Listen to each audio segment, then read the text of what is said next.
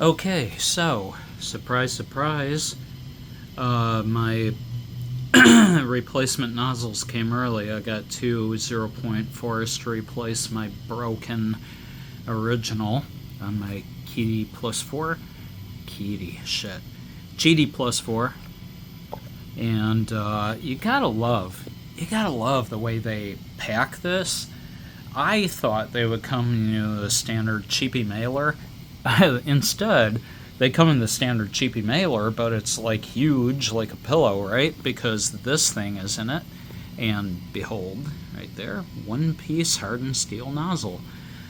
That's sort of debatable, but we'll get to that. So inside this packaging, check this out.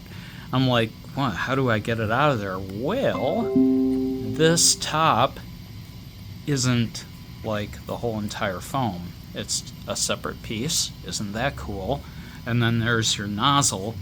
And what you have to do is you have to unscrew it from the phone, just as if you were, printing from a foamy 3D printer. That's kind of cool. That's neat. I like that they went to all the trouble to ship these in the most bulletproof way reasonable, because they are delicate, and that's what I was going to say is one piece, really. Metal, ceramic in the middle joining the two. That's the weak spot, and that's where it can fracture. And if it does, you got to replace it. You really don't have a choice. So, we're going to go through the process of replacing the nozzle. And I'm going to jump cut like crazy, because what I'm going to do is I'm going to show you the basic process, and then I'm going to take you through my process of making sure this kind of thing does not happen again. Sit back, enjoy the ride, off we go. Okay, so the first step is, of course, there's the old nozzle, and you can see where it's shattered and broke apart. Where's my fingers at here? You can see there used to be ceramic joining these two pieces. Alas, it shattered and fell apart and began to leak filament from that hole in the side of the heatsink as well as underneath. Now, there no doubt is some residual filament in there. What do you want from me? I could replace the entire hot end, but that's actually more expensive than just getting two nozzles, and you only get one when you replace it. So no, we're not doing that. So you will need a simple 7mm spinner. You need first to drop the print bed down enough to get in there to do the work in the first place, which means you've got to go into, let me show you here. You got to go into Control and then see Z here. Make sure you're setting to some good size number, at least 50, but 100 is nicer. Now when you hit Z, it's not just going to do it, it's going to tell you it's got to calibrate. It's got to home all axes. So whatever, off you go. Confirm, like that, and it's going to do its little homing process. Doesn't take long. It's just a basic homing. It's not the whole frickin', sample the bed and all that BS with the cleaning and homing and probing and all that. It's just this. And then it'll drop down a little bit, but not near enough, and plus now it's way back there. So back up to here, 100mm, let's go Y, which is forward, and all the way, please. Oh, beyond right. Well, you could just at least move what you can. Fiddly thing. Okay, keep it going, and now we're good, we're comfortable there. Back up to 100. Can I get that? There. And Z. Oops. Down. And once you have enough room to get the spinner in there, then, I don't think that's enough. No, I mean, I could, but I'm not stressing the new nozzle like that. So one more. Bink. And move down, down, down. Now it's down by 200 millimeters, or it should be. Give or take. Close enough for me. Not enough to crush all the crap I've got under there. Okay, now that I've got the room, what I need to do is I need to heat that up, because there's a lot of plastic mess in there. I need that to soften and get out of my way. So just turn on the heater. I've got it set to 200 Celsius. That's close enough for me. And all we can do now is wait. It's not a long wait. Just enough. 'Cause Qidi don't pay me enough to burn myself. Okay, so... this is going to be real fiddly. God. This is not what I think of when I think of, dexterity. Not even close. Jesus, this is freaking horrible. But, believe it or not, I got it. Alright, I got that. That's...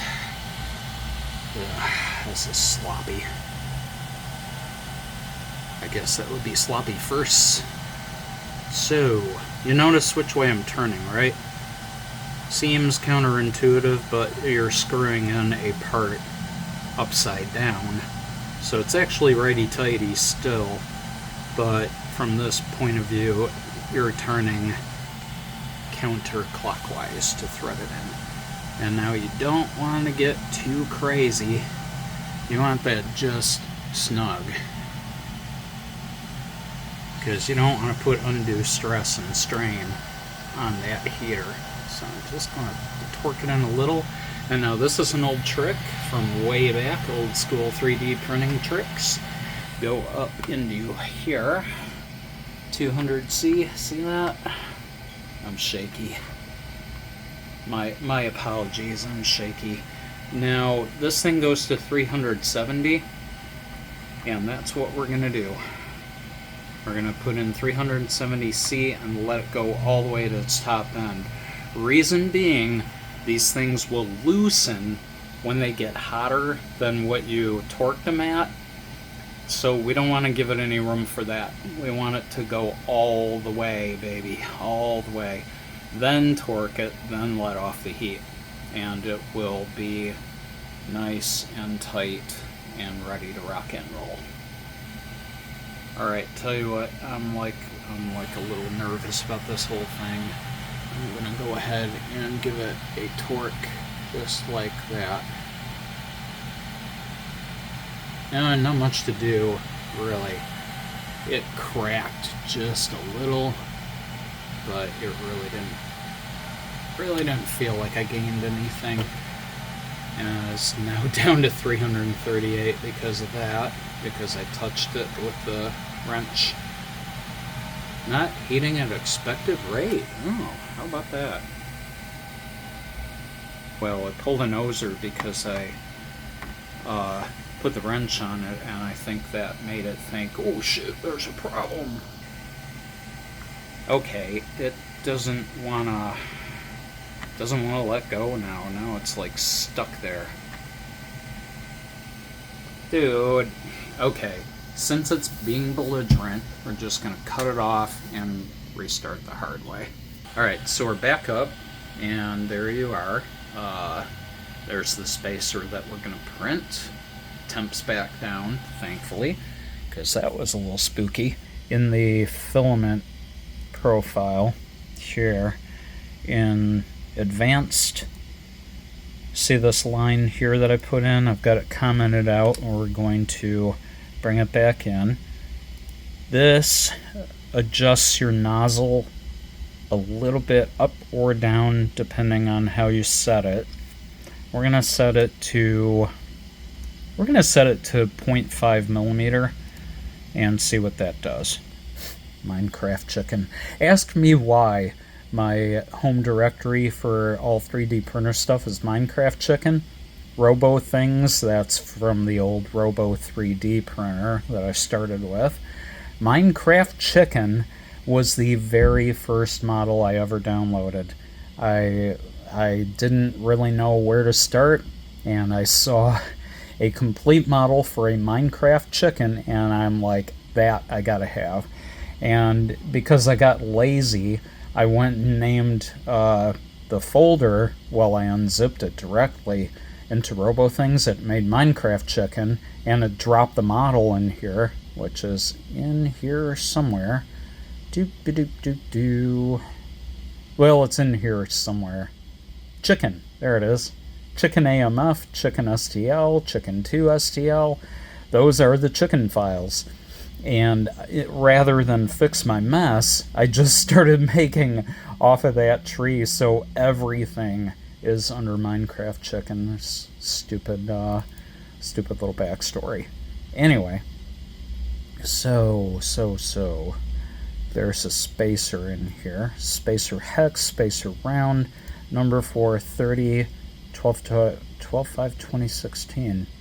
No changes ever made to that. Guess it wasn't necessary. So, where to go? Okay. So the nice thing about Orca is not only can you have so many plates going at once doing different projects, I love that, but when you've got like an object on a different plate, all you got to do is grab it and move it to the target plate, and then it makes your necessary change right there. And now all I got to do is check, make sure I got everything. Line widths are all good. I want Arachne, good, so we're gonna go with that. And I see, wall loops 10, that's fine for our purposes because I want it printed solid anyway. Speeds are all set to 60. That's really not what I want. We're going to go to 300 because we're going to do rapid turnover here. And I need to keep the speeds fast for that very reason. Besides, the rapid pet G works just fine with these very high speeds. Works fine with 600 millimeter per second. It just, you know, you get vibration in the parts. For large parts, that ain't no good. Okay, so let's blow this up now. We've got our little shit there ready to go. One thing I need in other, I need yeah, we'll just do auto brim because these small parts, really small, tall parts, need a brim absolutely, or problems will happen. Other than that, I think we're good. Let's take a look down on the top of it to make sure that we're good. Looks nice. Let's drift through the layers here to be sure. Yeah, it's beautiful all the way through. Arachne makes variable thickness layers, so it doesn't, everything is gap fill basically. That's great. Now over here, drop down, check and make sure. Yep, it's got a sort of deep rusty orange. That is 300 millimeters per second. Fan speed, which is also important, is going to run at full 99%. The brim will run like 0 apparently, but the rest of the part is going to be all 100% fan. Very important. Okay, so we've sliced. We are ready. All that's left to do is give it a first test. Alright, we're now at 200C and climbing. It'll be good enough. Go ahead and hit. You can see the gears are turning there. It's pulling. Oh, there it goes. First light. Very nice. This is something bizarre that happens to Orca Slicer now and then. Look at this. It's like a freaking web page. It's like Edge. It's like, what are you doing? And that tells you the entire thing is basically a website on a browser. That's what Fluid is. Okay, so anyway, we're ready. And it's a little bit heated up still, so just continue that process, upload, and print. I think we're going to be okay.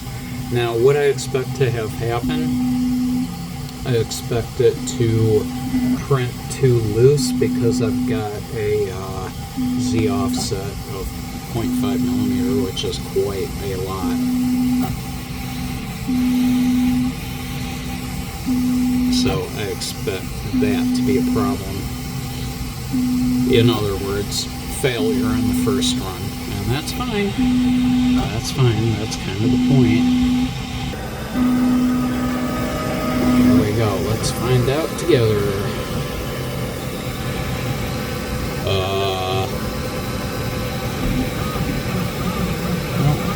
Oh yeah. Yeah. See, making a mess. Yeah, okay, so exactly.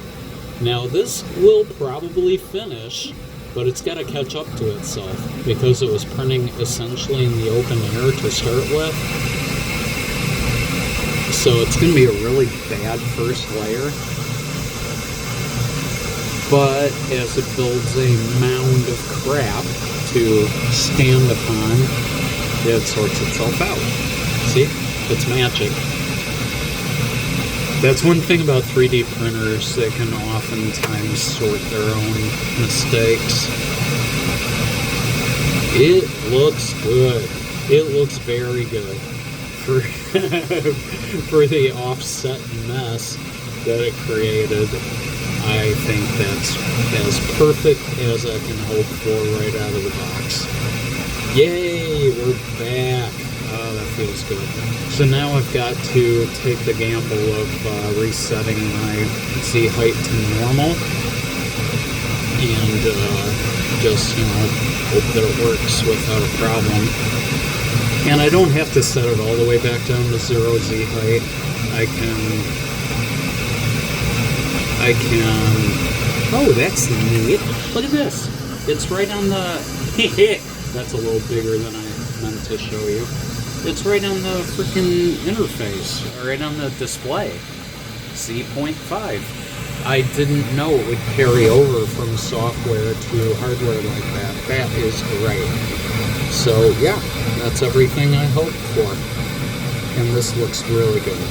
Okay, so it just so happens I have a, number 4 screw right here. And there's our new spacer. I could probably give you better light. I don't know how much that helped. Looks beautiful. I know the light's crap, and I'm sorry about that. But, yeah, I think it's fine. Anyway, number 4 screw. This was designed with an inside diameter of 3 millimeters. It's a little tight. I'm actually threading it in, but not 100%. Every now and then it feels like it slips and goes on its own. Where am I here? But, oh yeah, look at that surface finish. Damn, that's beautiful. Yeah, that's what I wanted you to see. That is super freaking pretty, and this is just a very small part, right? Printed on a one-off, so it had all of its freaking... It poured all of its hate into this one part, and it came out beautifully. That's nice. Okay. Yeah, I'm very happy about that. Yeah, it's so good to be back. All right. I think we're done. I think we're done. I wanted it to work the first time within reason, and the rest, just figure it out as I figure it out, and it did not disappoint. So good to have that back. Thank you, Qidi, for a pretty quick delivery. And And no problems with the new parts, easy installation. Yeah, great. Happy to be back. Thanks for watching. Thanks for being with me on this. And, so much more to come. So much more to come. Now that I got my printer back, I'm on to some tolerance testing and some more advanced designing. It's going to be good times. See you then. Thanks for watching. Bye for now.